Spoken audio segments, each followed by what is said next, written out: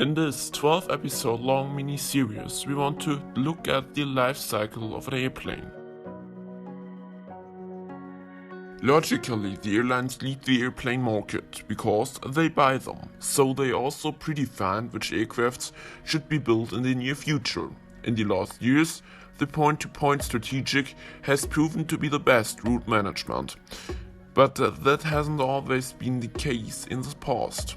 For example, Jean Tripp, the former Pan Am entrepreneur, demanded a bigger aircraft than the Boeing 707, which could seat up to 189 passengers. So, the airline asked an aircraft manufacturer to build such a new plane, and that the result was the Boeing 747.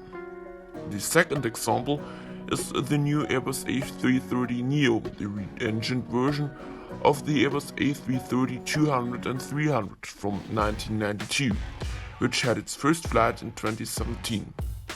The neo version has also some modification done to the wings and some other things. But actually, should the Airbus A330neo offer competition to the Boeing 787, and only by buyer's pressure was the new clean sheet A350 produced. Another example is the Airbus Beluga, a freighter plane which was built in 1994 to carry bigger aircraft fuselages from the various Airbus factories in Europe. Before flew the Super Guppy, a conversion of the Boeing 377, but it got too small for the bigger size of the planes, so Airbus developed their own transporter. The next example describes the building of the A320 in 1987. Because the European states saw a hole in the market which should replace the DC-9 and the Boeing 737-200. You can recognize that the manufacturer has found the market hole out for himself and fill it with the A320.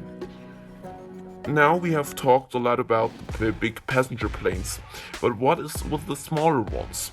Let's take the DC-3 from 1935. In some regions of the world, like the Northwest Territories in Canada or in the Antarctica, are these planes very needed. But these planes are old, and the last DC-3 was built in 1943.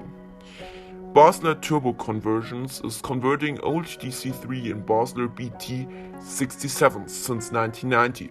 This can significantly increase the DC-3's lifetime. There are also other airplanes for Medicare rescues, like some converted smaller business jets, or for aerial firefighting like the CL-215. So, at the end, we can say that the demand of a new aircraft is mostly being given by the airlines, but also logistical issues or the ability for the competition between one manufacturer and the other, as well as some sustainable issues or special issues.